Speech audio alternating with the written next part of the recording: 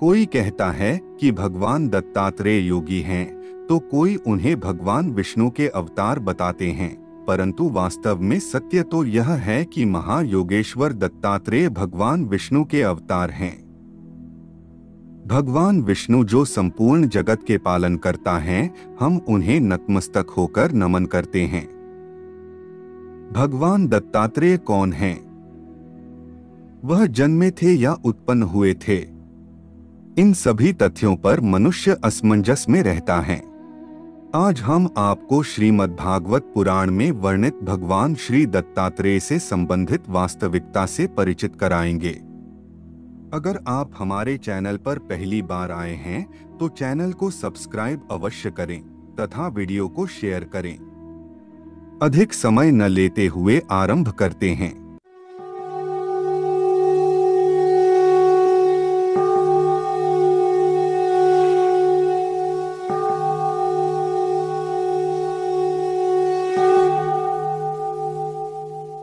पौराणिक कथाओं के अनुसार ब्रह्माणी, रुद्राणी और लक्ष्मी जी को अपने पतिव्रत धर्म पर अभिमान हो गया था। भगवान को अपने भक्तों का अभिमान तोड़ना था। तब उन्होंने एक अद्भुत लीला करने की सोची। भगवान ने देव ऋषि नारद के मन में प्रेरणा उत्पन्न की। नारद जी घूमते घूमते देवलोक पहुँचे और तीनों देवियों के पास बारी बारी जाकर माता अनसुया की प्रशंसा करने लगे। तीनों देवियों ने अपने स्वामियों विष्णु, महेश और ब्रह्मा जी से देव ऋषि नारद की यह बात बताई और उनसे अनसुया के पतिव्रत धर्म की परीक्षा लेने को कहा।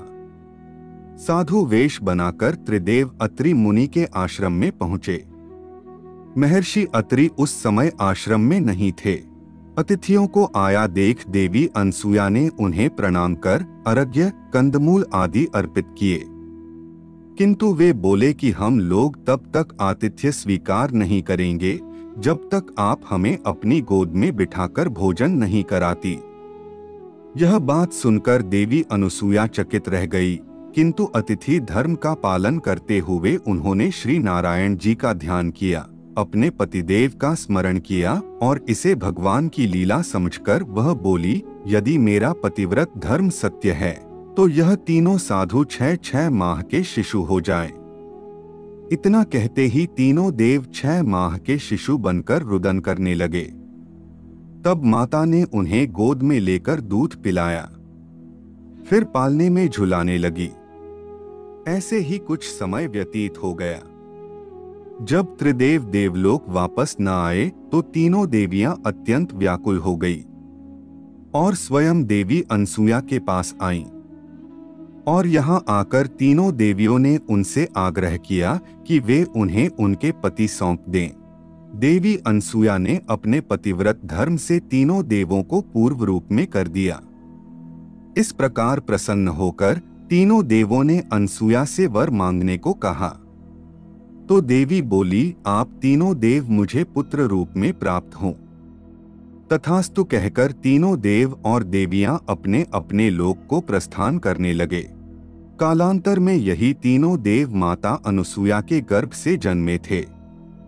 ब्रह्मा के अंश से चंद्रमा, शंकर के अंश से दुर्वासा तथा विष्णु के अंश से भगवान दत्तात्रेय का आविर्भाव हुआ।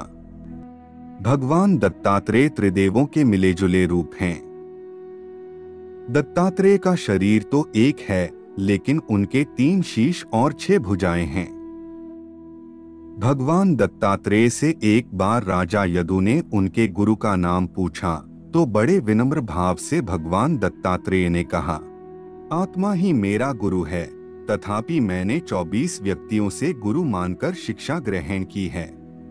भगवान दत्तात्रेय के गुरु पृथ्वी, जल, वायु, अग्नि, आकाश, सूर्य, चंद्रमा, समुद्र, अजगर, कपोत, पतंगा, मछली, हिरण, हाथी, मधुमक्खी, भंवरा, कुरर पक्षी, कुमारी कन्या, सर्प, बालक, पिंगला वेश्या, बाण बनाने वाला, मकड़ी और भृंगी कीट हैं।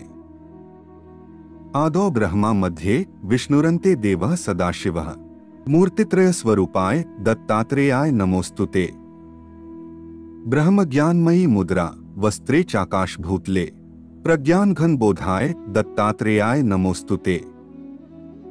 इसका भावार्थ है, जो आदि में ब्रह्मा, मध्य में विष्णु तथा अंत में सदाशिव है, उन भगवान दत्तात्रेय को बारंबार नमस्कार है। ब्रह्म ज्ञान जिनकी मुद्रा है, आकाश और भूतल जिनके वस्त्र है, तथा जो साकार प्रज्ञानघन स्वरूप है, उन भगवान दत्तात्रेय को बारंबार नमस्कार है।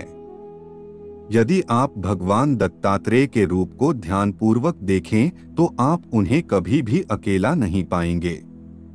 उनके पीछे एक पृथ्वी व कामधेनु रूपी गाय और आसपास 4 स्वांग जो सनातन संस्कृति के 4 वेदों को भी दर्शाते हैं।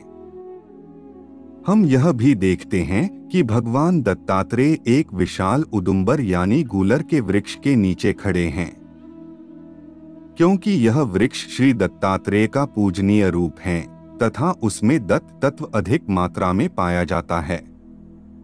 भगवान शंकर का साक्षात रूप भगवान दत्तात्रेय में मिलता है और तीनों ईश्वरीय शक्तियों से समाहित भगवान दत्तात्रेय की आराधना बहुत ही सफल और जल्दी से फल देने वाली है। भगवान दत्तात्रेय आजन्म ब्रह्मचारी, अवधूत और दिगंबर रहे थे। वे सर्वव्यापी हैं और किसी भी प्रकार के संकट में बहुत जल्दी से भक्त की सुध लेने वाले हैं। अगर मानसिक या कर्म से या वाणी से भगवान दत्तात्रेय की उपासना की जाए तो भक्त किसी भी कठिनाई से शीघ्र दूर हो जाते हैं। आज के लिए केवल इतना ही। हम आशा करते हैं कि हमारी प्रस्तुति आपको पसंद आई होगी। अपने विचार अभिव्यक्त करने के लिए कमेंट करें, वीडियो को शेयर करें, वह चैनल को सब्सक्राइब करें। तब तक के लिए जय जय श्री राम।